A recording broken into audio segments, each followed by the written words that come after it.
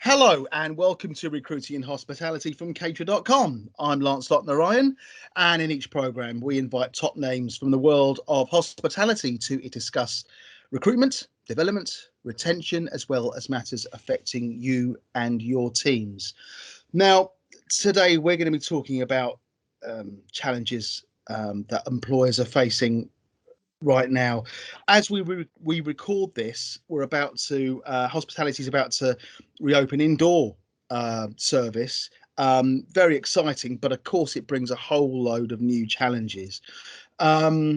Specifically, what gaps have appeared in the fallout from the pandemic, not just from COVID, but from Brexit as well. And we're going to be looking at those hurdles and particularly what skills are going to be required to rebuild a strong workforce, and how important is that employers address this issue now, and how do they maintain it moving forward if this new way of working is going to continue. So there's a lot to discuss, and I'm delighted to say that I have three incredible guests, as always, with me today, all experts in their field, and I'm going to let them introduce themselves to you right now. I'm Adam Harwood, Head of Learning and Development at D&D London. I'm Klaudia Mitura. I'm a work psychologist, learning and development specialist, and a co-host of the podcast And Happiness. And I'm Sally Prescott, the Director of Zest for Life, who offer learning and development for customer service and leadership. Thank you all for joining me today. I'm delighted to have you. Thank you. I'd like to begin by asking you, what do you feel, each of you, what do you feel is driving the need for new roles and new workplace structures? There's a number of factors, but in your opinion, what do you think? Sally, what do you think? Well, I think the customers really need reassuring. So I'm not sure whether it's new roles, but I just think we need to heighten our hospitality and really give our customers confidence to come back into our businesses and to listen to them basically and respond accordingly to what they say to us. I think there are new roles, but I'm sure we'll come to that. But but I really think from the customer point of view, we really need to reassure them that it's going to be okay. Adam? Yeah, I would agree, actually. I think that both from a customer point of view, I mean, when we went through the first reopening, all the focus was on making sure the customer felt safe. So I would say definitely customer and the safety of our staff as well.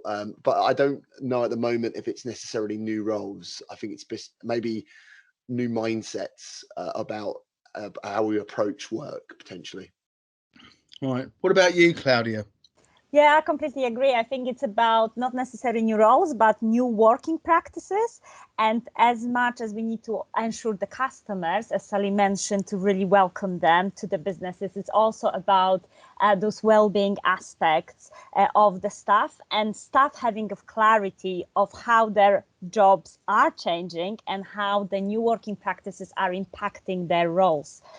So I think definitely this combination of customer reassurance and staff reassurance coming together.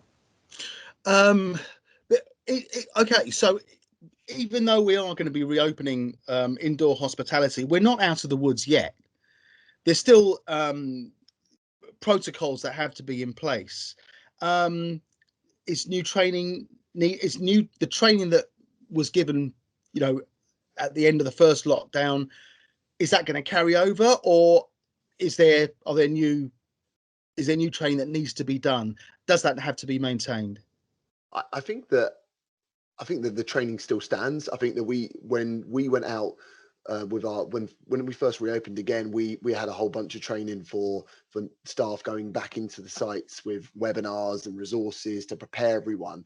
And for the next reopening, this reopening right now, we've done exactly the same thing, but it's about reminding people that don't rest on your laurels. You need to stay, the standards need to stay as high as they were.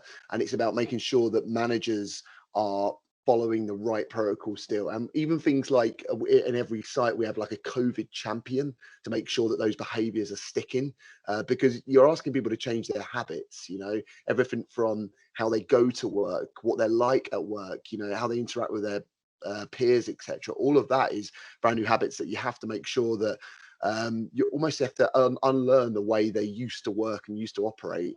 So I think it's important that you just constantly remind staff that this is a new way of working. Yeah, absolutely. Sally, right now, which roles do you believe are essential right now?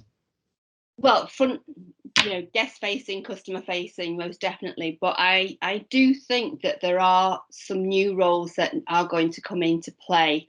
And I think it's customer relationship management roles, where we really look at data about where our customers are now coming from, what are they actually wanting. And I think there are, analysis roles that need to be put in place. I can definitely speak from a hotel point of view that revenue management is a big part of running a successful business. But I think now there's bolt-ons to that. I think there's almost going to be a team of people who are going to be looking at the predictions for the future to ensure that we can be ready for those changes and to be far more agile than we have been. I think the last 12 months has some amazing things that have happened where we've seen businesses being super agile and offering takeaway services and all kinds of wonderful things. And I just think, that's the way we need to think forever, basically, and looking at how we can do things differently. Right. Adam, at D&D, what skills are essential right now? Oh, mate, that's a big question, Lance, because I think that right now I think it's all about hiring, getting back and recruiting all of the skills we need. And I think that some of them, across the board, it's front of house, back of house. So it's hard to pinpoint right now exactly certain sort of top skills we need. I think it's all about getting the staff back and getting the numbers we need to kind of fill our headcount to offer the service to our customers at the moment. And I feel like, one of the questions that we talked about before was about what roles are really essential. I think that every single role is really essential, but ones I feel like you're hard pressed to get now, and the ones that are really tough to recruit for are things like really specialist roles like your sommeliers and kind of cocktail bartenders, etc. Those sort of roles are really, you've got to really hang on to and keep and retain and motivate those members of staff, because if you lose them, then that knowledge walks out the door as well. So yeah, but I think it's really hard to pinpoint the skills. We just need all the staff to come back, and then of course we can start to look at how we reskill and upskill those members of staff that are in place. Absolutely. Klaudia, what role do you feel learning and development has to play here? Oh, a huge one, as always. Go on. I think it really starts with looking at that data and information that Sally said from customer point of view, but also from a staff perspective. And very much L&D, really, in my perspective, should be there to build a very solid strategy. And that strategy shouldn't be only based on compliance training that we all have to do because we're returning, but also about those future skills like emotional intelligence, so we can provide fantastic, exceptional customer service. Your digital skills, because we are digitalizing a lot. I mean, this year proved that we can really move very quickly from one day to another, from face-to-face to online if we need to. But do you have those digital skills in place? And also, we're asking our staff to be constantly dealing with change. And change means stress. So also L&D can help with looking at the people well-being and helping them to maintain certain resilience levels. So I really think that the kind of L&D should be very much data-driven, strategy level, and really expanding beyond that compliance training that we sometimes think L&D is only there to provide. Lance, I really agree with Klaudia there. Actually, I think people data is so important, and sometimes L&D doesn't do that. Sometimes just L&D, just I guess guesses and has a hunch on what's going on rather than actually digs into the people data. And I think it's really important that understanding things like how many people are leaving in the first 3 months, how many people are failing their probation period. That type of data is so important and will lead you to know what the priority and the biggest pain points are. But I think L&D, where they can really help, because I think all of the people teams can help. I think reward, I think, you know, people partners, I think obviously talent can as well, but L&D, where they are at their best, I think at the transitions that people go through. So when people start in the business, start in the company, to get them up and running, get them onboarded, but also when new managers come into the role. I think a lot of time in hospitality, people are promoted very quickly and they're not given the tools to support teams. So that's where L&D can really help, I think, at the points of transition. Sally. Yeah, and I think what, you know, just to build on what Klaudia said, for me, it's about that clarity. We really need to understand what success looks like so we can then enable our teams to achieve that success. You know, again, what Adam says, it's a hunch. You know, we do what we think is right, but actually I think we need more now clarity and accountability so that we see that return on investment, so that L&D really does add value. And I think it is that, you know, up to now it's been that soft, nice to do, but actually it's really crucial with all this agility, with the change that Klaudia has talked about. And also, I think from a leadership point of view, and going to the emotional intelligence, it really is our role as a leader to really nurture and take care of our team and make sure that they are set up for success and they are feeling confident and feeling good about what they're doing. And I think that's needed more now than ever before. I think in hospitality, we have pockets of really great performance, but there are some that are still, you know, in the mindset of, you know, hospitality is long hours and hard work and little pay and all those things. And actually, it's a really great industry and it doesn't have to be like that at all. And, you know, if we're going to keep the talent that Adam's talking about, the sommeliers, we really need to get serious about L&D, you know, really serious about it. So are you saying it really needs to be embedded in company culture? Absolutely. Absolutely. Yeah. All of you on the same page? Yeah, definitely. And I think also as well, it's not just L&D's job. I think you can utilize the expertise that already exists in the business. You know, I think that, and because that way they can showcase what does good look like. You know, rather than just, you know, rolling out management training, understand what a good manager looks like at D&D and go, right, okay, that's what we're based the training on. And you can also like build it out from there. So I think it's a case of disseminating some of the expertise that already exists in your organization, really. And I think also coming back to that idea of data and research, I mean, there is so much research done through occupational psychology of what, for instance, what good management look like. But we forget about it because we're kind of in the midst in it and you really want to kind of implement something quickly. And there are a few fires that as L&D you have to put down. But actually there is a vast amount of research out there of what that someone done, of what do we need as organization to be successful. So let's go back to experts who have that knowledge, and then, as Adam said, implement it within the organization. Fantastic. Thank you all for that. That's brilliant.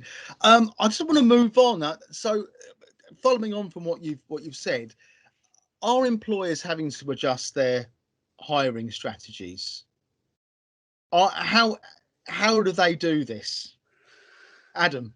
I think they've got to be quick to do it, Lance, because you know everyone's in the same boat right now, and I think that we've all got to pull together as one industry. I think, and like brainstorm, because we're all in the same situation. You know, I feel like it's tough out there right now. You know, getting new people into hospitality. It was always been tough, but now it's even tougher.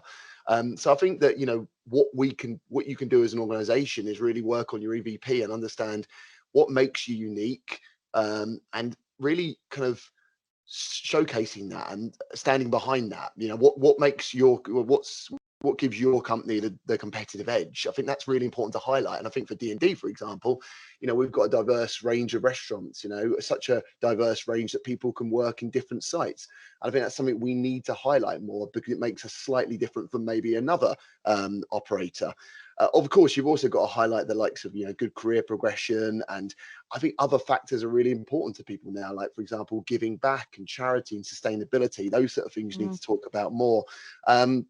But overall, I think, yeah, it's really tough now if you're not doing it now, like highlighting what makes you unique, highlighting your brand, highlighting why people should come to you as an employer of choice. You need to start doing it quick. Otherwise, you'll be left behind, I think. Yeah. Sally?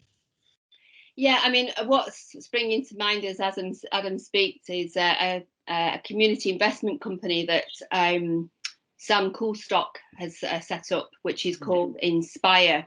And what his mission is to stimulate minds about future careers. So what he's doing is linking motivators, so people to go into schools to really showcase exactly what Adam's just saying. And this is a charitable activity as well, and really stimulate people's minds to understand that there are huge opportunities from a career perspective in hospitality. It's not just what people think is a waiter and a chef. There's so much more to it than that, and I just don't think people are really aware of that. So I think we really need to start right now, as Adam says, is in those young people's minds, the 12-year-olds, because in 10 years' time, we'll then hopefully have some really great talent in hospitality. Yeah, absolutely. We're going to be talking about that on a new podcast next week. So we're going to have a whole other program about that. Claudia, what do you have anything to add to this? Yeah, I would definitely say that the hiring manager need to shift their mindset a little bit. I think the times of recruiting people for culture fit are all long gone, and start recruiting for culture add. And then suddenly your pool of people will increase. But if you are very kind of narrow in your requirements and you're really looking for people who will 100% fit your culture, you will struggle. Think about culture add, really. What kind of from diverse backgrounds, diverse experiences people can come on board that can actually add to your culture. I think that's very important, and that's a shift that has to happen at the hiring stage for managers. I agree. We'll overskill, I think, at this point. I think that, you know, if you can hire someone who's got the attitude and the right mindset to work in hospitality, it doesn't matter if they've had a CV filled with other places in hospitality. If they can come in and they can do a good job, then, you know, I think that's an interesting one, that particularly for us as an organization as well, is maybe having that conversations with managers about potentially lowering expectations a little bit, because, you know, it's all about when they come into the business, if you can train them up to the standard you want, then that's absolutely fine. But, you know, maybe just lowering expectations of what's out there at the moment on the market in terms of hiring talent. Yeah. And also, I think it's about making sure we make them feel good about not knowing everything about their job, you know, and as long as, and that's where we lose them potentially in the first 3 months, we need to have that feel good factor that they love what they're doing and love the learning and all the other fabulous things that we offer. Yeah. Skills can be taught. You can't teach personality and enthusiasm and the desire to do well. So that's one of those. That's what I keep telling all my bosses anyway. And, one thing that this COVID pandemic has revealed to us is the hybrid way of working. And digital has become a big part, even more. I mean, it was a big part already, but it's become even more essential now. Are new ways of training going to be having to come in, new skills training to accommodate this new way of working? I mean, Adam, at D&D, is this going to be something that's going to carry on? Yeah, we had a lot of success with a platform that we released over lockdown. We call it D&D Connect. It's basically online resources that people could access on their phone on demand. And we actually, when we put it out there, we didn't realize what the take-up would be and what the appetite would be, but we probably underestimated people's how tech savvy people are and how people want to access stuff on the go. And I think as well, you know, I've come from other industries before, like retail and I was in fintech before that. And I think that even more in hospitality than any other industry, it's really tough to take people off the floor, take them off the floor to be in a training room. If you can help them on the job, and whether it be just something that's accessible for them to access, like they need help with a problem, then they can access it either by their phone or their laptop, so they don't have to stop work to come to a room to be trained, then I think I'm all for it at the moment. And there's, I think a lot of previous practices with L&D and hospitality were all about bringing people together. And I absolutely think it's good to bring people together, but not all the time. I think if you can have a training conversation over Zoom, or you can teach skills in an online resource or video, then absolutely do it. I don't think it's always essential to bring people together and be in a room with them, because that just slows it down. And everyone is so time poor at the moment that you need digital to kind of keep up with the pace at the moment. What do you think about that, Klaudia? Yes, absolutely agreed. I'm fully for digital. And I think nowadays we have so many amazing mediums. I mean, even podcasts are amazing way of learning. Thank you very much. That's a plug there, right? Yeah. That is a plug. Yeah, absolutely. But I think it's just that we don't, as I was saying, we don't need to go through this rigid classroom environment. And also, let's move on towards this bite-sized learning that, I have a quick question and I want to answer it, and I want to know the answer. I want to know quickly how to do something. Yeah. So definitely digital. I think I would say that I think that because people also need to have that sense of belonging and connection, I wouldn't completely in the future, and I'm hoping it won't happen, that the kind of classroom environment will completely go away. I think it will be more like a hybrid environment, that we will have some people in the room for some time, and some people logging in from different locations, because technology will allow you to do that. But I think that we do need to kind of maintain that sense of belonging a little bit as well. And training and network allows us for that networking and collaboration to happen. So I think I'm for a middle ground, if I could choose. Yeah, okay. Sally's looking pensive. I'm agreeing. I think it needs a bit of everything, basically. The big thing for me, well, one, from the leadership point of view, coaching is hugely powerful, because, whilst I offer leadership programs, and obviously I think that's great for pulling people together and sharing best practice, I also think that people want a quick fix. So, I've got an issue, I don't know how to do this, and where do people go for safety to overcome those issues? So I think, 1 hour coaching sessions are hugely powerful for leaders for the future. And I think that would be really, so mentoring as well, same thing really. But also what I really hope is that leaders will touch base with people to say, have you got it? So they build that trust. So you watch that podcast, you attended that training, the leader needs confidence that the person knows how to do it, but also they need to know that they know how to do it. So it's all very well and good attending anything. It's about, is it applied and used, basically. I agree. One other thing on the topic of digital is there's so much content online. I think the important thing is the temptation to fill a platform or fill people's heads with loads of content that you found on Google. Avoid doing that, I think, if possible, and just go, right, okay, what's the context of the organization?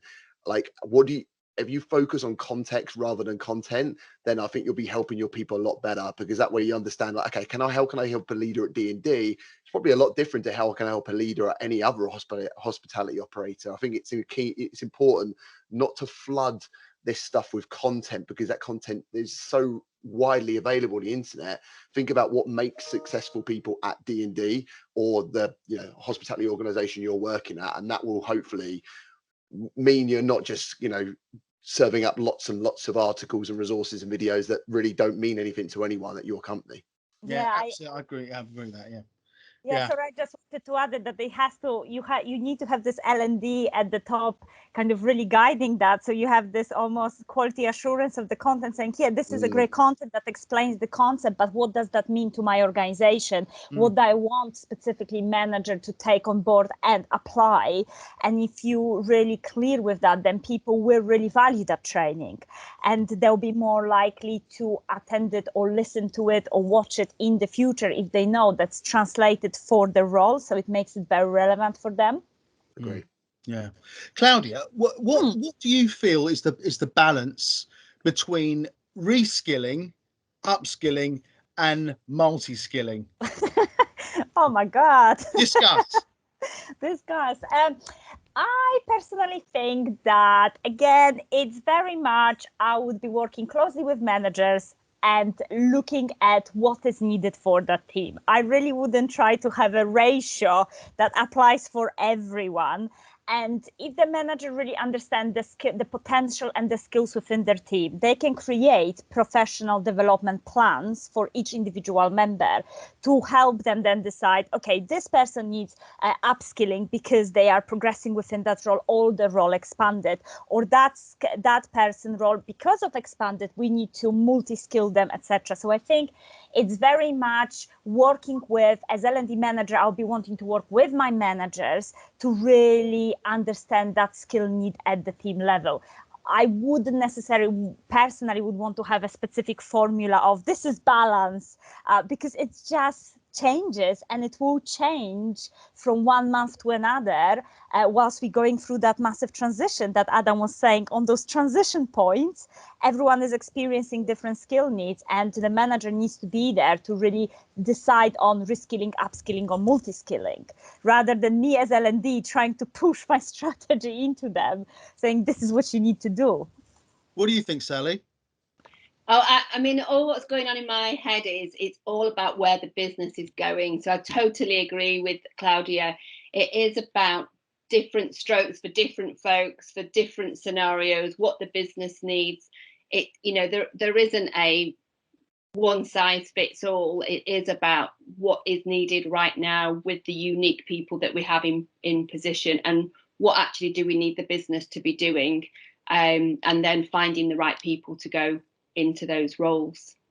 So okay, well, how have you been dealing with all of this at D&D, Adam? I think trying to take it in a kind of staged approach. I think that's really important. I agree with Sally, you know, that it's about what's important right now. And I think what's important right now is absolutely reskilling people that have been off for like how many months. Getting them back up to speed is really important. And then I think we can look at once we've got everyone back into position, everyone's working, we can then, okay, look, we need to upskill. We need to look at what the future managers of tomorrow, how can we bring them up and make sure that we've got that progression and that succession plan. Multi-skilling is an interesting one, Lance, because, you know, it's like, you know, we're going to train a general manager to also to be a head chef. It's kind of like trying to, where do you draw the line with that? I think it's basically, I think we need to review staffing, and that's really important. Understand, like, okay, are we going to be so low on headcount that we need to look across roles and make them a hybrid role so they can do a number of things? And maybe you look at how we used to have our structures in our restaurants and maybe reconsider and reevaluate what they look like, but at the moment we're not at that stage yet where we're looking at multi-skilling. We're all about reskilling and upskilling our managers and getting to that point. But the multi-skilling one, I think, is time will tell across hospitality what it's going to be like when, you know, we really understand the staffing crisis, and, you know, things like Brexit really take hold of how much multi-skilling we might need to do going forward. Yeah, absolutely. Moving on slightly, I mean, or back, you touched on this earlier, Klaudia. In the midst of all of this, we've all become very aware of how changes, but basically everything that's happened, it's affected people in a very personal level. And the importance of mental health issues and communication has become really important. Can you talk a little bit about how important it is to address these issues on an individual basis? Okay, so I think from a well-being perspective, I would encourage even more managers to have those well-being catch-ups, to be able to understand how each individual team is reacting to the change. Because in a kind of well-being terms, you will have people who will be very excited about the change, but they will very quickly may start having a signs of a burnout if they kind of straight into it. You will have people who will be still quite anxious about the change and returning to the workplace. Again, you will need to think how we are addressing that anxiety. And finally, you have people who are completely disengaged. And again, how do we engage them back? How do we recover and ignite that passion for the business again? So I think as a manager, all of those are kind of well-being checkings to understand how people are feeling about the return back to work. Why is it important? Well, because we know from research on happiness in the workplace that miserable people do miserable work. So if you want your business really to be thriving, you need to really look after the happiness of your employees, and then their productivity and collaboration and meeting your business objectives will follow. Sally. Oh, it's so good, isn't it? I just think, yes, that's what we want, is happiness in the workplace. But I really hope that the whole 12 months has really made us understand that we really need to care about people, and also to be respectful of what's going on in their home lives, in their lives generally. So we don't just, take this person for the job that they do with us. Actually understand what's going on behind them and find ways of working together. And that will also then help our reputation as an industry, is that we do care about people and we do look after them. And the thing is, we have the massive flexibility. At the end of the day, if you can't work Saturday night, that's fine, because there's a whole pile of other nights that you can work. At the end of the day, stop making people do these crazy things that we can work around. It's all doable. I just think we need to have a very open mind to say we're dealing with people here, hearts and minds and bodies that need to be looked after. We're not robots. No, we're not. Absolutely not yet. Adam.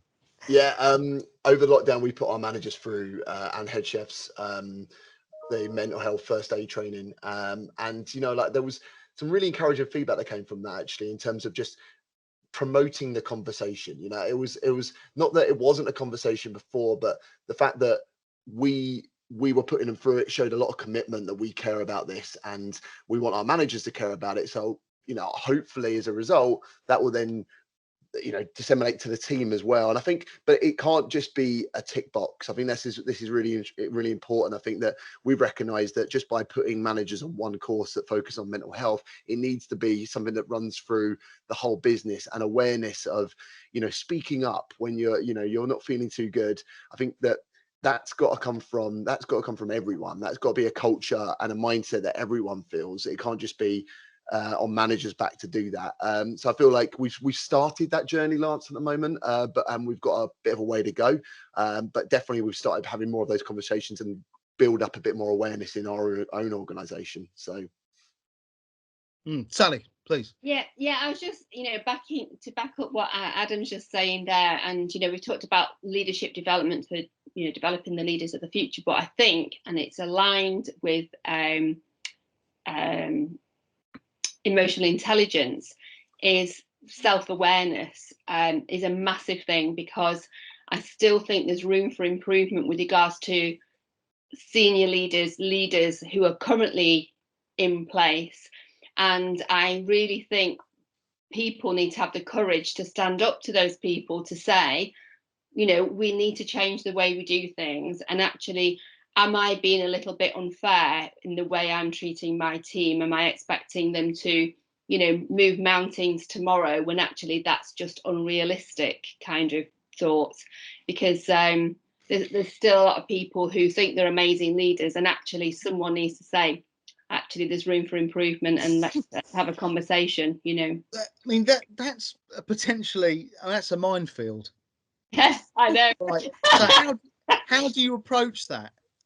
How do you? I mean, someone's got to do it, but how do you do that?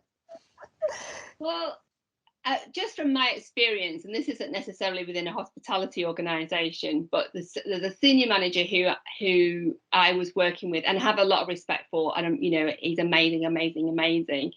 But actually, how he spoke to people, and in this case spoke to me in this particular situation, I was really offended by it. I wasn't happy.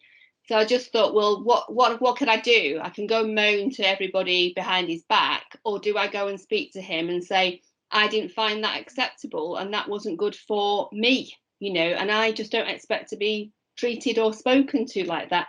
And that I spoke to him privately and sort of outlined what my expectation was. And any time it happens now, I pull him up about it, because it's about raising that awareness time and time again. I don't think one conversation is enough, but it's we need to be respectful in how we deal with people, and actually it's respectful to speak to people to say that wasn't good, and is it aligned to what we're trying to do here? I think the dial has changed. The dial is moving slightly. I think there's some really good stuff happening in hospitality with mental health, and I think that the conversation is starting to be more positive. I think Sally's right. I think that maybe the old way of what you see on even things like the TV and the films, or kind of popular culture of the hospitality world, of shouting at people to get things done. That's not the way it is now. They're not the way it has to be now. And there's a lot more conversations, positive conversations and initiatives, I think, heading in the right direction that really promotes positive mental health. So I feel like we're definitely on that journey, I think, so I think it's just about continuing to have the conversations and promoting it in hospitality, because there is still sometimes bad behaviors that slip through still, and it's a shame when you hear it, that people slip back into old ways and old patterns. And I think that they need to remind that we are working in a very tough industry, and you need to look after people, otherwise those people leave. And you're already in a bad staffing issue already with people leaving, so it's important you keep the people you've got and look after them. And I think, just to add to it, if we want to move on to that, move into this learning on the job, there has to be component of a constant feedback that is both ways. And I think that will allow to start opening up those conversations. So if we culturally shift towards a constant feedback, then it won't be really feeling weird if someone is giving me feedback about my behavior on the spot and how that affected them, and vice versa. It will be just a normal conversation of, this is how I feel, this is what I expect. And some of that feedback, and when I say feedback, it's very also important to remember about positive feedback, reinforcing the positive behavior. So not only giving to someone feedback because they screw up, giving them feedback when they're doing absolutely amazing things in the workplace. So hopefully we'll move into those daily conversations of little feedback that will amount to that big kind of picture of how do we work together and what's good and what's not good.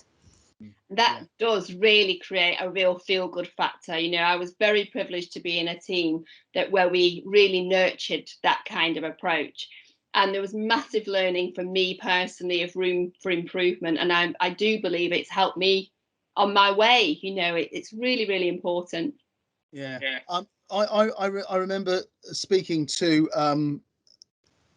probably the most famous chef in the world, who explained to me why he behaved the way he did. And he actually came across as quite remorseful and wished that it wasn't that way. He said, I never got patted when I was learning. I never got patted on the back for messing up. Although he didn't say messing up, he used another word. But he actually was resigned to that's the way that it is. Yeah. But it's so good to see that it's not that way anymore. Hospitality is a welcoming place, and it can benefit you personally. So that's a really good way of trying to bring new people into the business. Look, time's running out on us, but I want to thank you all for joining me. But before I let you go, I do want to ask you for each one top tip. What's one, just the one, Klaudia. What's your top tip for best re-engaging teams upon their return? If you could pick one. Just one, okay. Yeah. I would definitely say clarity. Lots of change, lots of transition for us. Be very, very clear of what's expected of people, what are the new working practices, and how you'll be supporting them. That's my top tip. Okay, Adam? Yeah, I mentioned it earlier. I'm going to say it again, Lance. So I'm going to reuse one of my old, my previous points. I think context over content. I think that there is so much noise out there. There's so much going on, and people will be watching the news and reading their own information about stuff, you know, coming back into work. So it's important that, you know, you help people, you know, with to a point, Claudia's word, which is clarity. You help people with clarity of what do you need from them, what do you need them to do when they come back to work, and you focus on the context of your organization, not just give them content that will get them lost and confused and create ambiguity. I think it's important that you provide context for the role, the organization that you're working in. Sally? I'd say it's listen. So really listen to your customers, really listen to your team, take on board what's being said and respond appropriately. Don't just listen and go, yeah, yeah, yeah. We need to really understand what's going on for people and then respond appropriately. Brilliant. I want to thank all of you for joining me today. This has been a great conversation. It really has. And you've been brilliant. So thank you very, very much indeed. Join us next time on Recruiting in Hospitality. We're going to have a lot more content regarding culture, regarding, again, some more skills updates as well. You can follow us on Twitter, which is at caterer.com. That's caterer, DOTCOM. Likewise on Instagram, and you can search for us on LinkedIn and look out for our updates. And of course, we've got some live sessions, webinars coming up as well. So make sure you register for those too.